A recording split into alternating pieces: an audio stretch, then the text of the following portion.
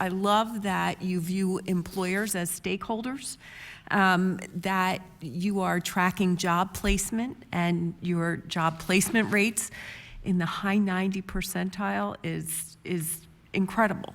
It's wonderful, because one of the things we talk about here often is the need for workforce development and connecting people to jobs, and you're doing data-driven decision-making on programmatic offerings, and it's very heartening. And I have to say this to Ms. Tompos.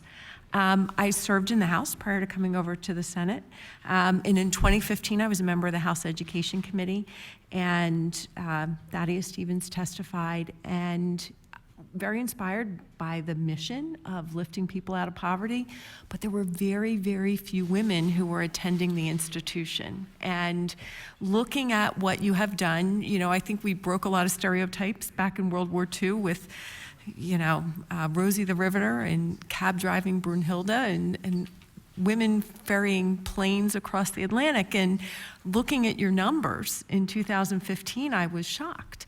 But I have to commend you that based on your data in just 2017, 2 years later, looking at almost 40% of your student body being women in a career path that good family sustaining wages, I commend you for the work that you've done. Thank you. As the chairman of the Senate Communications and Technology Committee, I'm very interested in ensuring that the Commonwealth has a highly trained and capable IT workforce to serve, to protect, and also to fill a lot of jobs that are open because we don't have people with the skills to fill them. So when I looked on your website at Pennsylvania College of Technology, and I was reviewing it and focusing on career fields under information technology, I noticed that some areas of IT concentration, like network user support, reported that their overall placement averages were higher, while others, like information assurance and cybersecurity, did not. So I wanted to ask, is the information on your placement rate of students in each career path available to the public? Yes, it is. Okay. We can get that for you. Can you define what you think overall placement is?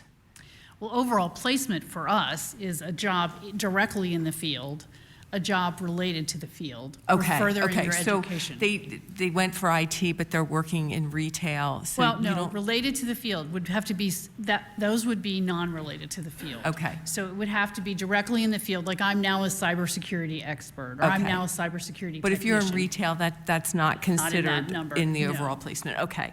So in what IT sub-area offerings of Penn Tech is your supply of graduates not keeping up with employment demand? It's the shift of, curiously, it is, that's year-old data that you're looking at, because we lag a year. Right. So right now I would tell you it's in cybersecurity, and I would tell you it's in information assurance, database management. I would tell you it's in overall data science, and we've had a lot of conversations about data science and the use of that and how it's doing, as you suggest, data decision-making in organizations and companies. And so the PDE suggests right now there's 17,000 jobs in Pennsylvania that require a computer science background that are open. And those are the kinds of things that we're looking at addressing specifically at Penn College. And so I believe we're doing what we can. There's a shift, if you will, also in the concept of a computer programmer. The programming languages of 5 to 10 years ago are not the languages of tomorrow. And so that whole web design and the web-based information technology is occasionally miscategorized, if you will, not in IT, but actually should be, because that's a big piece of what happens in the IT computer world.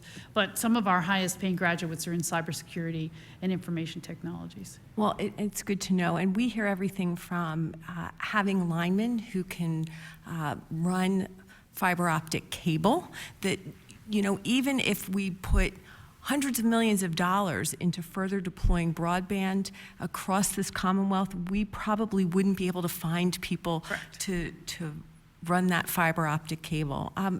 Cloud computing and how you know, we really don't have programs here in the Commonwealth to address cloud computing, which is where we're moving. So as a hint, that might be something that you all might want to look into going forward. But my time is up, but I really appreciate what you're doing to connect people with the training, with the jobs. It's very important. Appreciate your efforts. Thank you.